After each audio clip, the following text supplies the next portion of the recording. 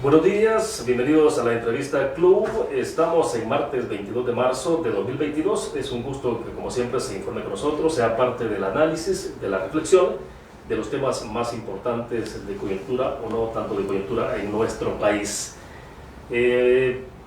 Vamos a conversar esta mañana con nuestro invitado sobre varios temas que están, desde luego, todos relacionados. Vamos a hablar sobre el Estado de Derecho en nuestro país. Hay otros puntos que han ocurrido, digamos, algunos elementos para la reflexión también muy importantes que tienen que ver, por ejemplo, algunas denuncias que ha hecho el magistrado del Tribunal Supremo Electoral, Julio Olivo, donde el día de ayer pues, decía en un medio de televisión, en una entrevista, que ha sido excluido o marginado por los restantes cuatro magistrados del Tribunal Supremo Electoral en la toma de decisiones. Y esto pues ha generado algún revuelo en términos de qué es lo que está pasando al interior del Tribunal Supremo Electoral. El tema del transporte público de pasajeros, sin duda alguna, que también tiene cierta arista y que tiene que ver con la situación del Estado de Derecho en nuestro país. Aquí hay toda una controversia planteada. Desde luego, ¿no? Hay una deuda muy importante de los empresarios del transporte público de pasajeros con la población en términos de un servicio eficiente, rápido y seguro. Y el otro punto que tiene que ver con la captura del empresario de microbuses, Catalino Miranda. Así que vamos a hablar de eso. Hay un elemento importante también que creo que debe ser parte de la reflexión, el contexto mundial, la recomposición tras la invasión de Rusia en Ucrania, su impacto en las democracias o lo que podría ser el debilitamiento o fortalecimiento de la democracia, depende de cómo se vea en perspectiva. Hay todo un análisis a nivel mundial en términos de qué va a pasar con la democracia en Occidente, cómo se va a recomponer. Hay un reposicionamiento a nivel mundial. De alguna forma esto tiene que ver con el fortalecimiento de estas acciones o decisiones autoritarias a nivel mundial, ¿no? En lo que ha pasado con Rusia tendrá implicaciones sin duda alguna a nivel planetario. Así que vamos a conversar de estos temas con nuestro invitado. Queremos agradecer esta mañana que nos acompaña en la entrevista Club Eduardo Escobar. Él es abogado y director ejecutivo de Acción Ciudadana. Eduardo, bienvenido, buenos días, ¿qué tal? Buenos días, William, gracias por la invitación, siempre un gusto estar por acá. Bueno, excelente. Como siempre, recuerdo a ustedes que tenemos habilitado WhatsApp Club, 74 34 95 38. Ustedes participan con su comentario a la pregunta y también la nota de voz que siempre es bienvenida. Así que vamos a iniciar, Eduardo, un poco, creo que es importante conocer en perspectiva cómo se está viendo, cuál es el análisis que tiene Acción Ciudadana de lo que está pasando en nuestro país sobre el tema de la salud, digamos, del Estado de Derecho en El Salvador. ¿Cómo se puede calificar o tipificar? Después quizás entramos ya a detalles.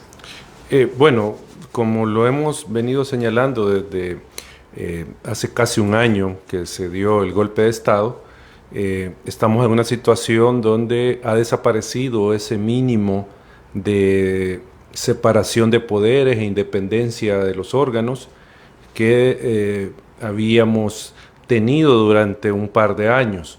Y digo incipiente, mínimo, porque hay que reconocer eso, no veníamos de una situación de perfecta democracia, de perfecta separación de poderes, sino que veníamos de una situación mínima, pero que creo yo que tenía un gran valor porque se había venido construyendo con el esfuerzo de varios actores, esta institucionalidad, esa independencia mínima de algunos órganos de Estado. Entonces ahora estamos en una situación donde pues no existe esta independencia, es decir, puesto en términos para el ciudadano, si el día de mañana a usted se le acusa de algo y el régimen quiere que se le sancione, pues tienen ellos la posibilidad de presionar al órgano judicial para que los jueces le resuelvan en contra a usted y cumplan la voluntad del gobierno, pese a que se le pudieran estar violando derechos fundamentales, o sea, porque no existe alguna acusación, porque no hay un juez imparcial, etcétera, etcétera. Entonces, digamos, esa es la afectación que muchas veces la ciudadanía no ve con la situación, es decir, el que ahora los jueces respondan al gobierno es muy complicado, o sea, tiene esas implicaciones para los derechos de todas las personas en un momento dado. Sí, ahora si entramos ya en detalles, ¿cuáles serían como los ejemplos que ustedes están observando que apuntan a esa dirección? Bueno, yo creo que el que está ahorita en boga el caso que evidencia esta inexistencia de independencia judicial es el caso de Catalino Miranda. Obviamente acá no se trata de defender de ninguna manera los abusos, los malos tratos, los malos ratos que nos han hecho pasar en determinados momentos los buses del transporte colectivo y a sus dueños. No se trata de eso, sino que de lo que se trata es de que hay evidencia por todo lo que se ha conocido en medios y por declaraciones del mismo imputado, donde se evidencia que hay un proceder ilegal de parte de las autoridades de seguridad pública contra Catalino Miranda. O sea, y eso hay que señalarlo, pues no, como digo, no es estar defendiendo de ninguna manera abusos de parte de este sector, pero sí también hay que señalar que se están cometiendo abusos desde las autoridades del gobierno contra este empresario. O sea, ¿ven ustedes de alguna manera un problema en el debido proceso que se ha seguido? En todo lo que se está realizando hay objeciones legales que se pueden plantear. Comenzando primero por la detención. Aquí creo que hay que decir algo a la ciudadanía. Si bien es censurable de que una ruta de transporte colectivo cobre más de la tarifa autorizada, pero eso no se constituye en un delito. Por sí mismo, no se constituye en un delito. ¿Qué podría ser? ¿Una falta? Es una falta administrativa que tiene señalada una multa y que puede derivar en todo caso en una sanción que signifique retirarle la concesión a este empresario, o sea, en todo caso. Pero eso en principio no se constituye como delito. Tampoco el hecho de lo que se decía, que estaba obstaculizando la vía pública porque tenía parqueados unos vehículos en la noche de la detención. Entonces, esos no son delitos. Y con eso comenzó el gobierno, la narrativa contra este empresario. Es decir, subió la tarifa y está obstruyendo el paso, por eso lo detenemos. Pero esos no son delitos. Y entonces luego pasaron, y aquí es donde se muestra la arbitrariedad, donde pasaron a decir que era por resistencia que se le estaba deteniendo. Ahora aparecen, ayer en la noche estaba leyendo, que se le ha imputado el subir los precios, no me acuerdo cómo se llama ese delito, hay otro delito, pero lo que uno percibe es que están tratándole de encajar las conductas delictivas a como dé lugar. O sea, lo que quieren demostrar es que sí efectivamente cometió un delito, aunque, como digo, por las evidencias que se tienen y lo que se ha escuchado, no hay un delito que perseguir. Entonces ahí hay una arbitrariedad que se está haciendo evidente, o sea, con este tema de la detención. Y aparte ahora, y aquí viene lo que yo mencionaba, sí, el órgano judicial. ¿Ustedes creen que si ese juez no resuelve de otra manera, no estuviera siendo sometido a presiones y ya lo hubieran trasladado? Porque eso es lo que hacen en este momento. Un juez... Y esto lo decís, Eduardo, porque ya ha ocurrido en otros casos. Sí, porque tenemos, si no mal recuerdo, son dos casos. Uno que involucra una denuncia que interpuso la diputada Marcela Pineda, que no se resolvió como ella quería, y la otra, no me recuerdo, pero también es otra diputada, otro funcionario, no me recuerdo quién fue, que igualmente no se resolvió como se quería por parte de los tribunales, y entonces estos jueces fueron trasladados, ¿sí? Porque me acuerdo que en un caso se mandó a otro departamento. ¿Y eso ustedes lo interpretarían como una especie de castigo? Claro, si es que eso, recordemos que la reforma que se realizó hacia la Ley Orgánica Judicial habilita a que la Corte Suprema pueda trasladar a los jueces, los pueda trasladar sin ningún tipo de procedimiento, sin ningún miramiento. ¿ya? Entonces, y eso es lo que está pasando. Por eso es que mencionaba que es la importancia de ver que no hay una independencia judicial, porque en este caso que he mencionado de Catalino Miranda, que es el que está en boga en este momento, se advierte eso, que era casi imposible que ese tribunal dictara medidas sustitutivas a la detención. O sea, eso era imposible que lo hicieran. ¿Por qué? Porque si lo hacía, eso no le iba a gustar al régimen y iba a tener alguna represalia a este juez. ¿Y por qué digo esto? Porque recordemos que la detención provisional es la excepción, no es la regla, o así debería de ser. Una persona que muestre arraigo, que no va a interferir en el desarrollo del proceso, que no va a poner en peligro ningún acto de investigación, no tendría por qué estar detenida, tendría que estar en libertad. Pero, como ya sabemos, aquí se convierte en regla lo de la detención, y más en este caso, pues que el régimen quiere mostrar algo de ejemplo, o sea, quiere hacer este caso ejemplar.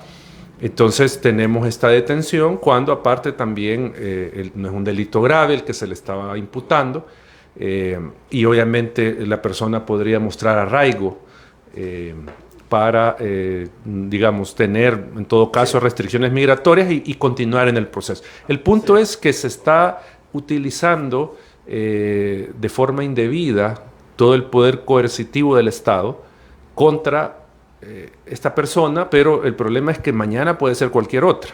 Y a eso es lo que quería llegar. El punto de que estamos en una situación que si no le gusta el régimen, lo que uno dice, lo que uno hace, pueden imputarle un delito, tienen una fiscalía que va a trabajar para hacer esa imputación y un órgano judicial que o está alineado o está temeroso, y entonces va a tener que resolver como quiere el gobierno. Ahora, pero vaya, está claro, ¿no? Los empresarios de buses, por todo lo que hemos conocido a lo largo de la historia, que es un problema crónico, no son populares, ¿no? Es decir, claro. Tienen un tema de empatía incluso con la ciudadanía, o sea, porque no solo los ciudadanos que se transportan, que puede ser más del 80% de la población que utiliza el transporte público de pasajeros, sino incluso automovilistas particulares, porque han tenido experiencia ya con los buceros, ¿no? Con los conductores. Entonces, hay ahí un elemento que, digamos, en términos de opinión pública, Eduardo, digamos, hasta de resentimiento con este sector, ¿no?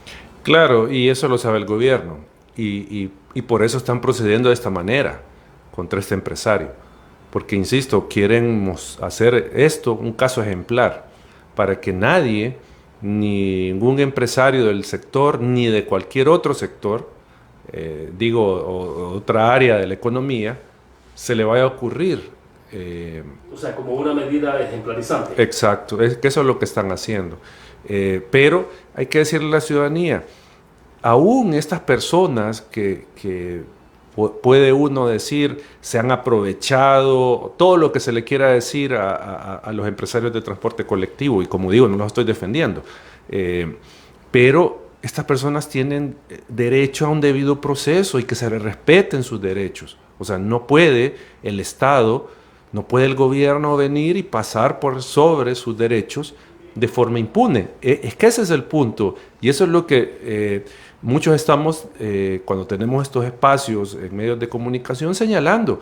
No se puede aplaudir una ilegalidad que está cometiendo el gobierno. O sea, no se puede hacer, porque el día de mañana el que está ahorita riéndose y aplaudiendo, a él le puede pasar, ¿verdad? O sea, el punto es que nos pone en una situación de vulnerabilidad a todos. El día de mañana puede ser alguien que lo detuvieron porque le hizo mala cara al policía, le imputaron desórdenes públicos, y ¿quién va a velar por él si está el órgano judicial amedrentado o alineado al gobierno? No van a resolverle conforme a derecho, sino que le van a resolver según lo que quiera el gobierno.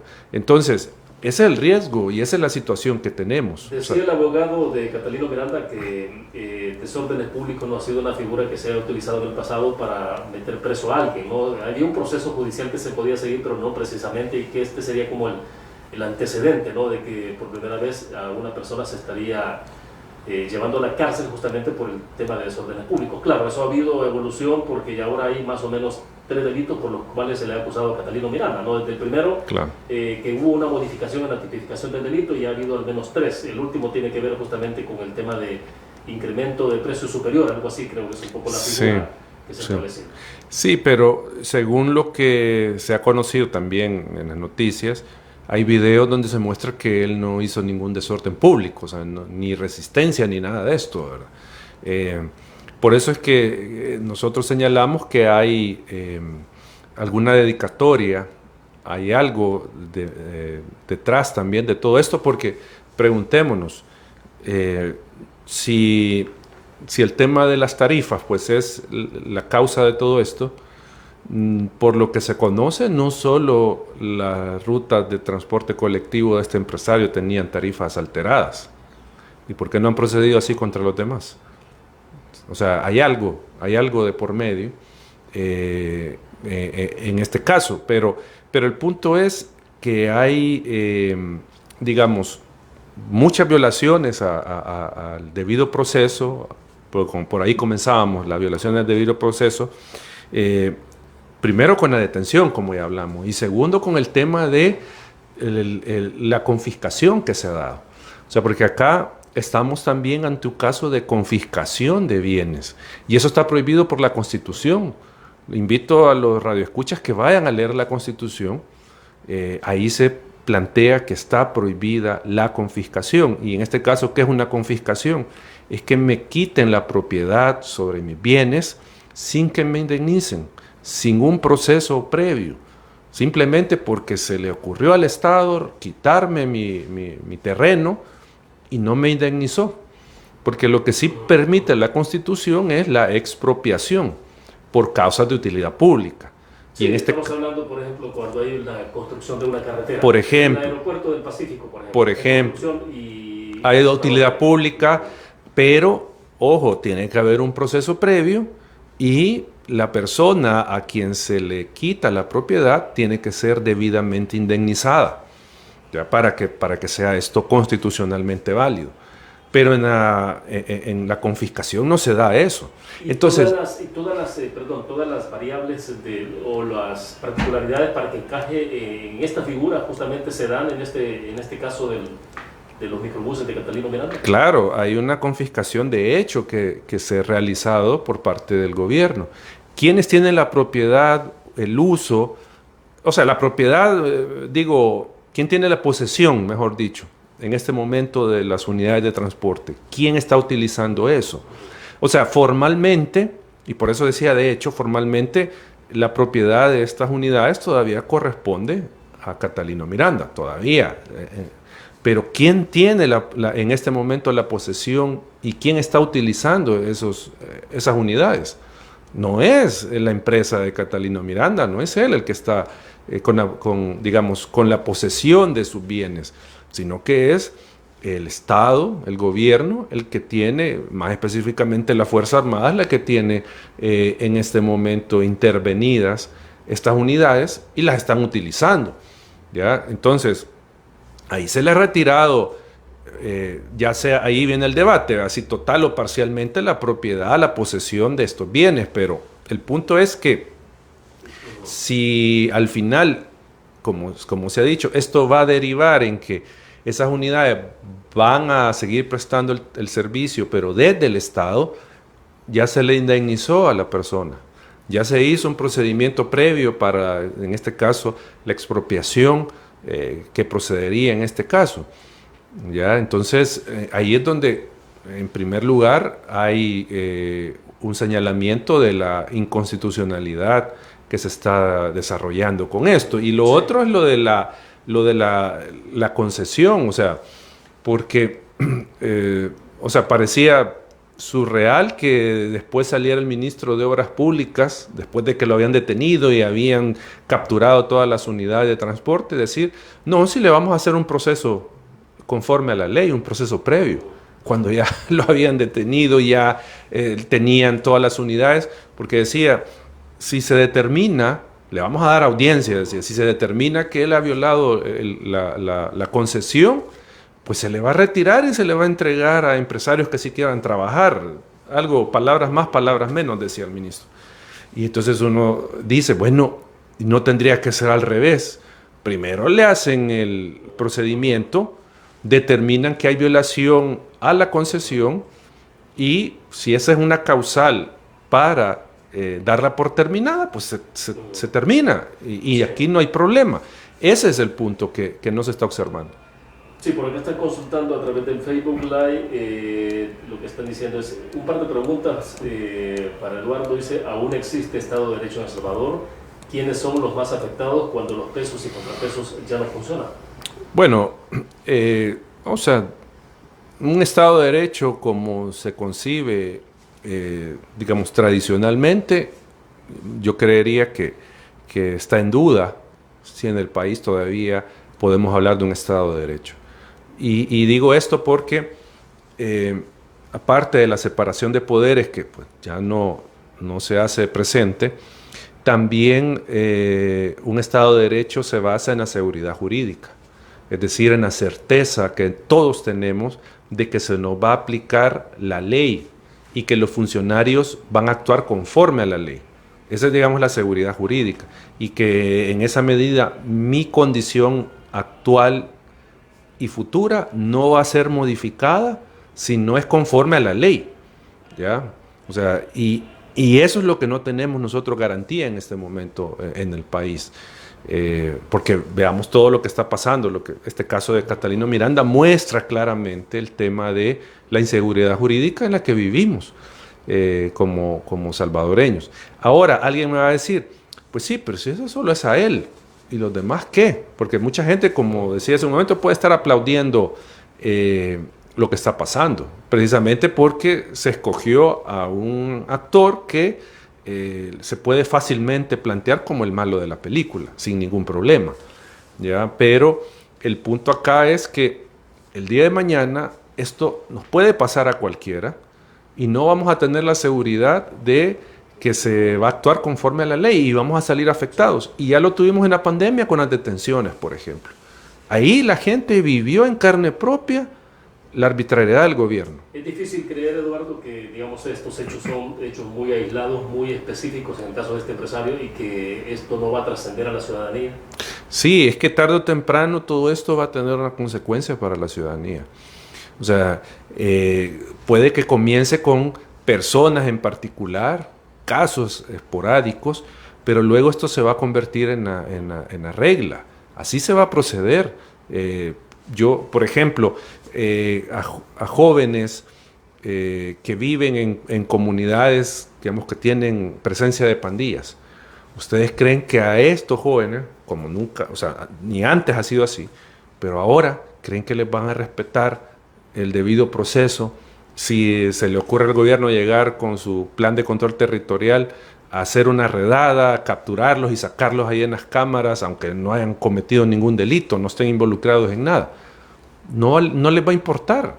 No va a haber forma de que estos jóvenes recuperen la libertad, digo, aunque no hayan cometido delitos. Entonces, esto poco a poco va a comenzar, es una bola de nieve.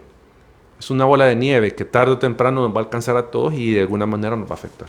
Ya, son las 6:56 minutos, tenemos que hacer una pequeña pausa comercial, regresamos con más después de nuestros anunciantes. Volvemos.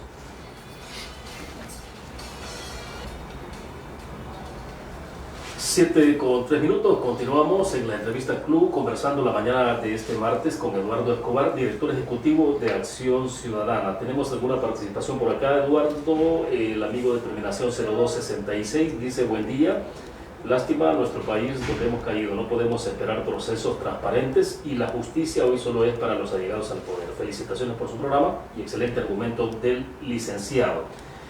Vamos a ver, alguien más tenemos acá, bueno, esto es Mario Calero, ¿no?, que habitualmente nos escribe desde New Jersey. Dice, hay unos videos donde el señor Catalino aparece en mesas de reunión en casa presidencial y se le ve muy contento apoyando iniciativas del gobierno. ¿Qué habrá pasado entre esta buena relación que había? Es la pregunta que está planteando. Hay dos consideraciones entonces alrededor de lo que estamos conversando esta mañana, Eduardo. Bueno, con lo primero, sin duda, aunque no se vea, aunque no se perciba, pero insisto, quiero insistir en eso, estamos en riesgo todos. O sea, que el día de mañana el gobierno, porque se le ocurra, tome alguna decisión, alguna medida que nos afecte los derechos y no vamos a tener una forma de cómo oponernos y cómo revertir, esa decisión que nos pueda dañar. Entonces, quiero hacer énfasis en eso, que esto es grave. Con el otro tema, llama la atención precisamente eso, de que hace un par de días él estuvo sentado con el gobierno en la mesa de transporte, si no estoy equivocado, que así se llamaba, o así se llama, viendo el tema pues, de cómo no afectar a la población, con el tema de tarifas y todo esto. Y se da este rompimiento extremo, ¿verdad? Allí habría que preguntar qué fue lo que pasó, habría que ir a ver qué es lo que hay de por medio, de por qué este cambio tan abrupto y por qué de estar sentado en Capres está sentado en un tribunal y está detenido Catalino Miranda. Habría que preguntarse qué hay de por medio, qué fue lo que pasó. Sí, vamos a ver, me avisan, Juan Carlos, si tenemos nota de voz. Vamos a ver, el otro tema tiene que ver justamente, Eduardo, con lo que está pasando en el Tribunal Supremo Electoral. Ayer el magistrado Julio Oliva, bueno, que en el tema del reparto de representaciones, pues él llegó a través del FMLN, ¿no? Pero ayer estaba denunciando que ahí hay 5 magistrados y prácticamente lo tienen excluido, que hay 4 magistrados, incluyendo la presidenta, que están tomando decisiones. Claro, en el Tribunal Supremo Electoral son decisiones colegiadas, ¿no? Y no necesariamente a veces se tiene que haber mayoría absoluta para tomar decisiones, pero en todo caso él hablaba de exclusión, de una especie de marginación que ha habido hacia él, y aparece esto pues en este contexto. Entonces, ¿cómo, no sé si ustedes han hecho o han logrado hacer alguna reflexión sobre este caso? Yo creo que primero habría que señalar que lo que se está observando de muchos órganos de Estado que no están directamente bajo el control del presidente o del partido Nuevas Ideas es que o tienen bajo perfil las instituciones o sus acciones, decisiones están, digamos, de alguna manera pensadas para no molestar al régimen, ¿ya? O sea, eso es lo que están haciendo. O bajo perfil, no decimos nada, nos desaparecemos, o si aparecemos, pues lo que decimos y lo que hacemos, que le guste al gobierno y que no le incomode. Esos son los 2 comportamientos que se están viendo desde las instituciones y de los funcionarios, los titulares. ¿Bajo qué lógica uno podría pensar? Pues bueno, sabe de que Nuevas Ideas tiene el control en este momento y puede destituirlo fácilmente. Si hay un funcionario que pueda ser beligerante con el gobierno, y cuando digo beligerante, no estoy diciendo una beligerancia gratuita, sino que digo un funcionario que ejerza su rol constitucional y legal y fiscalice, por ejemplo, al gobierno, el uso de los fondos públicos, las decisiones que se tomen, etc. O sea, eso. Si hay funcionarios así, pues obviamente tienen el riesgo, porque ya lo demostraron, de que puedan destituir a cualquier funcionario. Entonces, dicho eso, uno podría, y creo que hasta puede ser lo más humano posible, entender de que los funcionarios bajan el perfil, porque no quieren salir afectados. Y en este caso del tribunal, lo que uno podría pensar primero que está pasando algo de esto, sin duda. Hay temor de que puedan ser destituidos, ¿ya? Y a eso pueda responder, por ejemplo, aquel comunicado que sí me pareció muy mal de parte del tribunal, donde decían que iban a respetar la resolución de la Sala de lo Constitucional, la que tenía que ver con la reelección del presidente. Entonces sí, o sea, eso fue muy mal de parte del tribunal, esa resolución, el que ellos estuvieran avalando una inconstitucionalidad de este tipo, el decir que alguien se puede reelegir. Entonces, a lo que quiero llegar es que en el caso del tribunal, con esa decisión, uno puede llegar a dos cosas. O es que están, como decía hace un momento, tratando de que lo que ellos hablen, resuelvan, hagan, no moleste el régimen, y ahí se podría encasillar eso, o que definitivamente haya un alineamiento con el gobierno. O sea, ahí, y eso es lo que decía ayer el magistrado Julio Olivo, ¿verdad? Que hay ahí o posiblemente hay un alineamiento en el tribunal a favor del gobierno. Sí. Bien, creo que es importante hablar un poco o conocer cuál es el análisis de Acción Ciudadana sobre el uso recurrente de la Fuerza Armada. Hemos visto la Fuerza Armada en muchas actividades. Vimos ya lo del transporte, ¿no? La intervención de la Fuerza Armada, los motoristas de la Fuerza Armada conduciendo las unidades de microbuses, pero un poco saber cómo están interpretando ese hecho. Pero antes de conocer la opinión tuya, Eduardo, sobre este punto, tenemos a William Hernández, lo vamos a escuchar en nota de voz en este momento. Los audífonos, Eduardo. Ahora sí, por favor. Buenos días, William. Buenos días a tu panelista, Eduardo. Un gusto saludarles.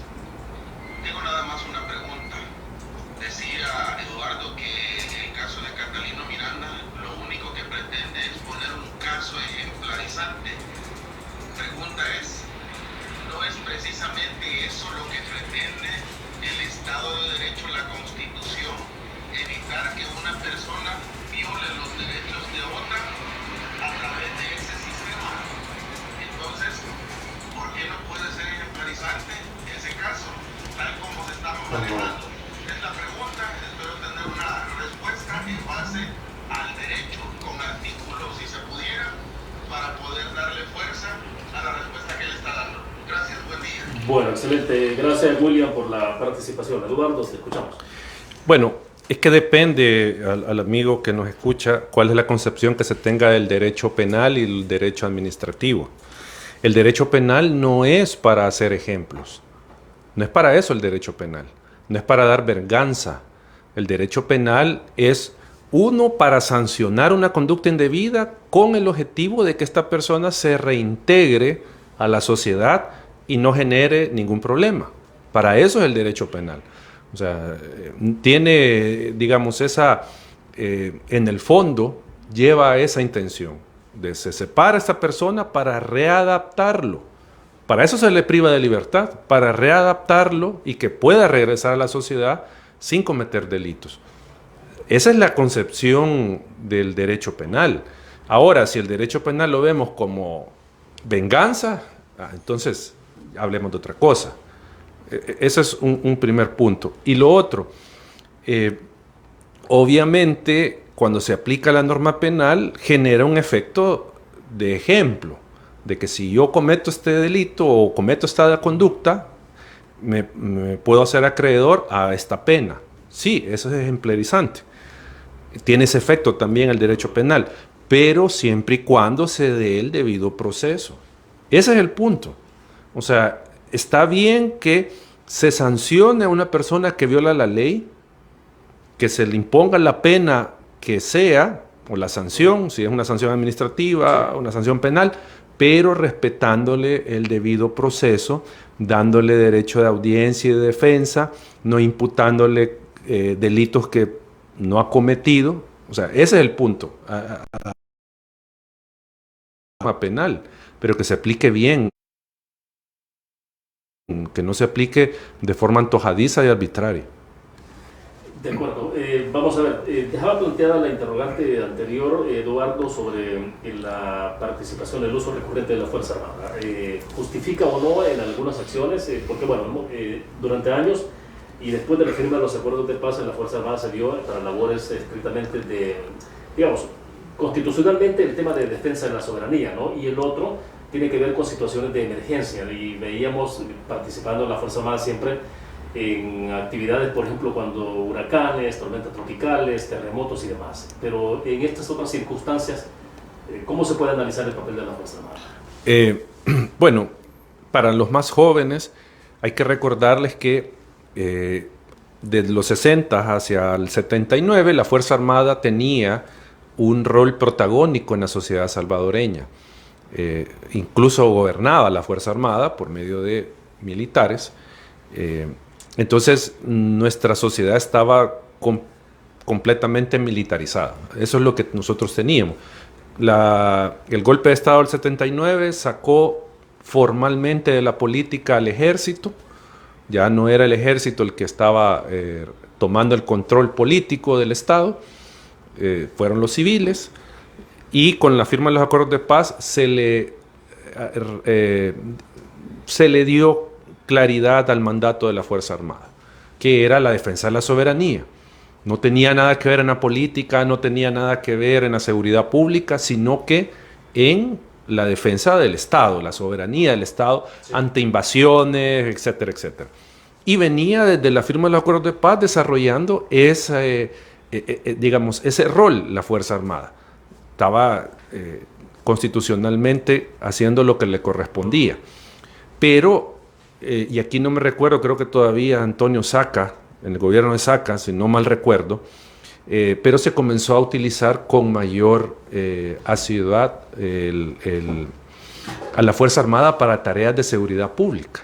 La Constitución plantea de que se puede utilizar la Fuerza Armada excepcionalmente para labores de seguridad pública, pero excepcionalmente.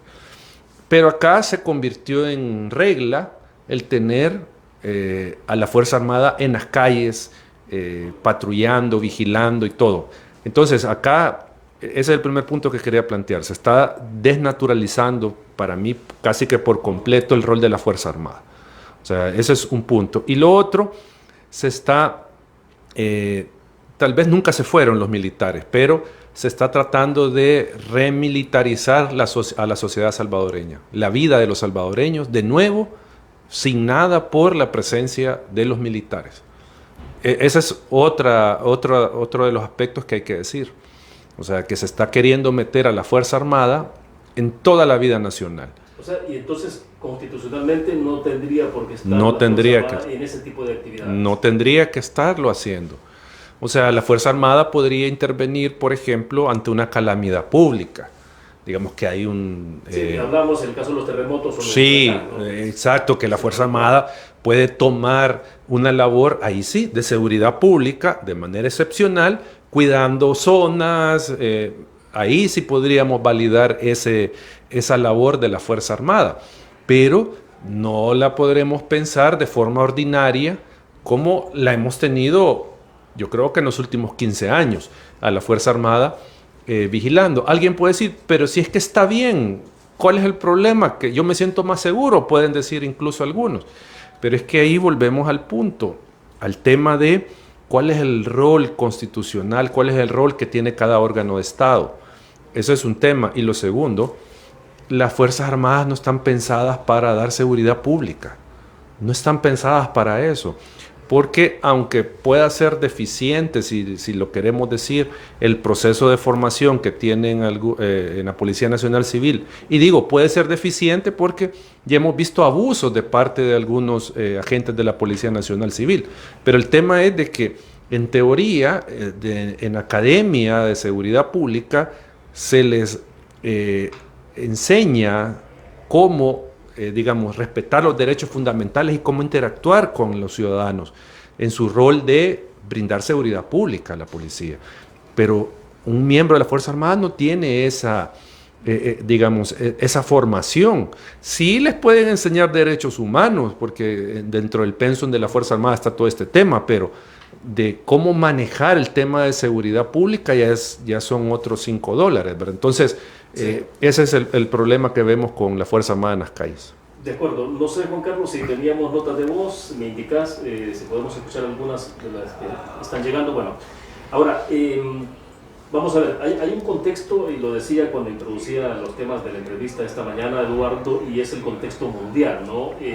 Hay quienes están sugiriendo que lo que está ocurriendo tan lejos, que es en el caso de la invasión de Rusia a Ucrania, tendrá, algunos creen que no puede tener repercusiones, pero en el análisis mundial pues se está hablando de las repercusiones que tendrá esto, sobre todo por el recomposicionamiento de la democracia a nivel mundial y sobre todo en Occidente.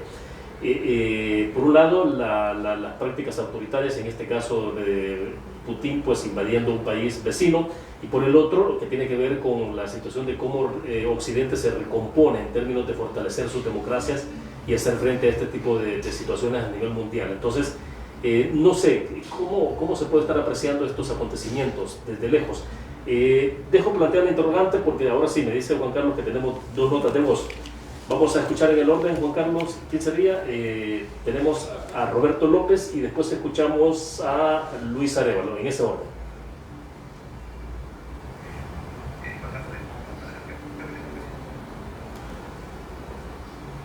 Ahora sí lo escuchamos.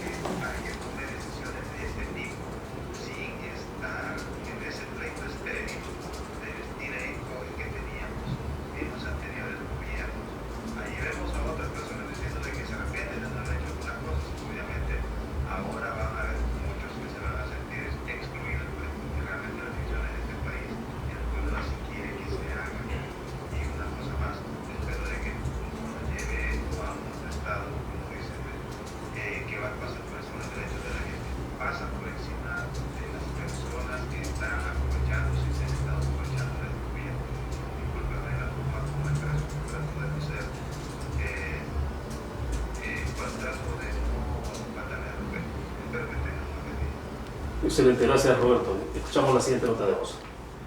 Buenos días, caballero, que estaba pidiendo una base legal. Yo reivindico que lea la Constitución.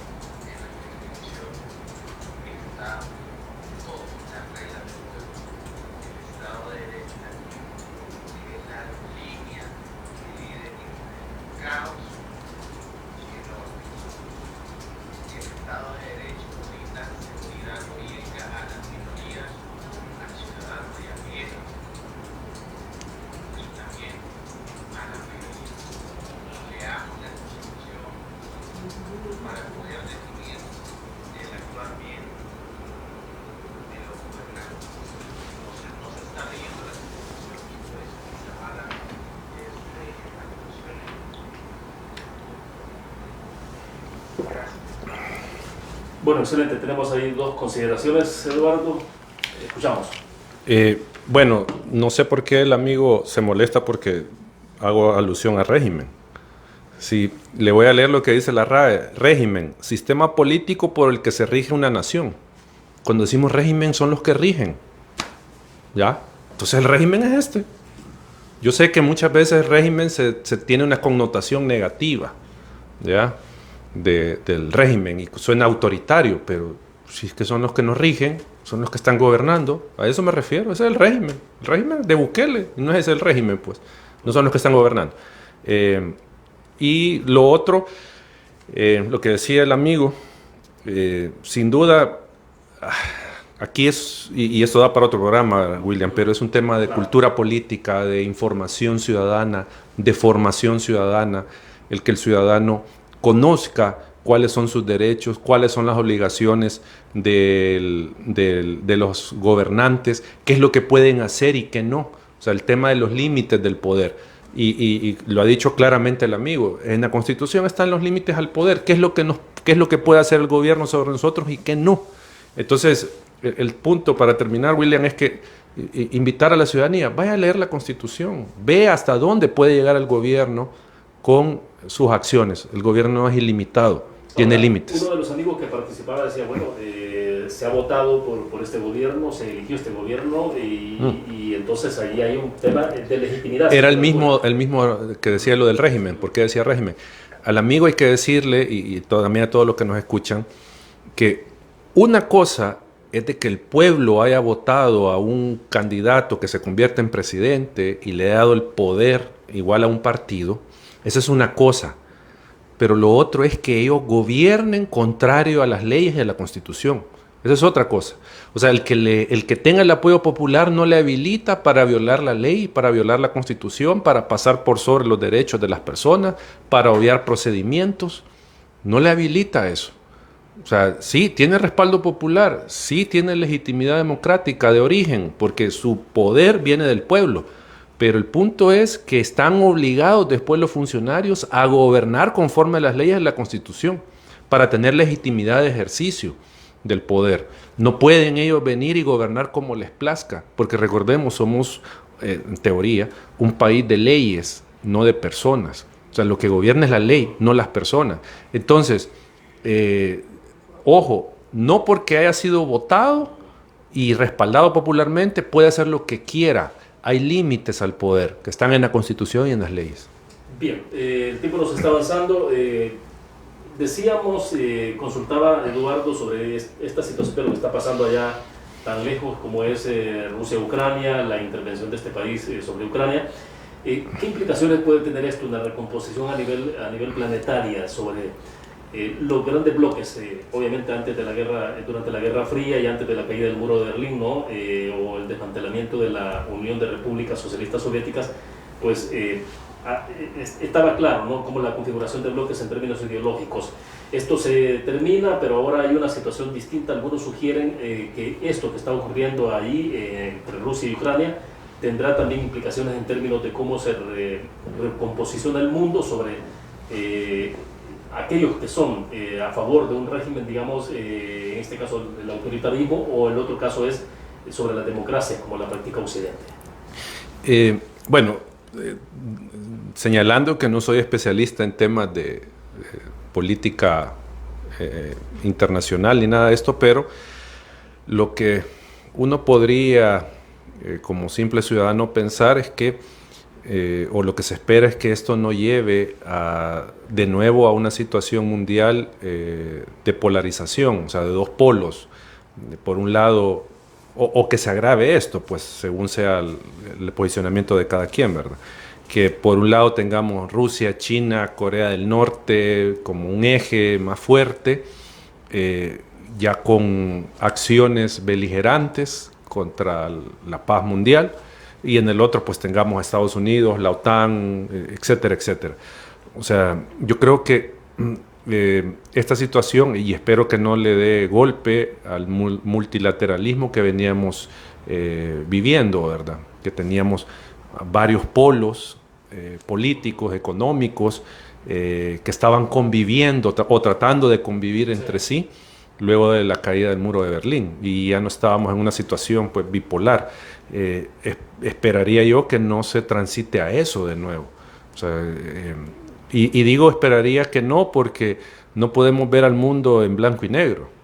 O sea, tenemos que ver toda la variedad de colores y gamas que hay entre el blanco y el negro, ¿verdad? Y esa creo yo que desde mi punto de vista es una fortaleza del multilateralismo, que se ven las cosas de diferente perspectiva, y en esa medida podemos llegar a soluciones para los problemas mundiales con una visión compartida, una construcción democrática.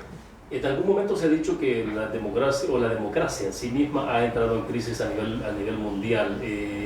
¿Cómo lo ven ustedes? ¿Cómo lo ves tú, Eduardo? Bueno, yo creo que la democracia siempre ha estado pendiente de un hilo. O sea, siempre lo ha estado así. Y podemos ver en la región una cantidad de casos que un paso se ha necesitado para eliminar todos los avances democráticos que se tenían. Entonces siempre la democracia ha estado en entredicho, y lo ha estado porque si bien no es un sistema perfecto, pero permite que al final los pueblos tomen decisiones que muchas veces no son las mejores decisiones para la misma democracia. Digamos, ese es el problema. O sea, y esto deriva al final en que la democracia no cumple con las expectativas de la gente. O sea, la gente confía en que la democracia le va a resolver los problemas de vida y no lo logra, entonces se genera un desencanto y este desencanto lleva a que la ciudadanía caiga presa de los populismos, de los autoritarismos, que terminan dándole el golpe fatal a la democracia, como lo que estamos viendo, por ejemplo, en Nicaragua, que ahí se le dio el golpe de gracia a la democracia, precisamente porque la gente quería otra forma de solucionar sus problemas. Bueno, excelente. El tiempo se nos ha agotado. Son las 7:29 minutos. Eduardo, gracias por hacer espacio en tu agenda y estar con nosotros. No, gracias, William, a ustedes y siempre a las órdenes. Un gusto. Bueno, excelente. Nosotros tenemos que irnos entonces a la pausa comercial. Vienen nuestros compañeros del Morning y los escuchamos mañana, 6:30 de la mañana. Estará con nosotros el presidente de ANDA para conversar sobre todo el tema que tiene que ver con abastecimiento del recurso y cuál es la condición actual en nuestro país. Nos vemos entonces y nos escuchamos mañana, 6:30.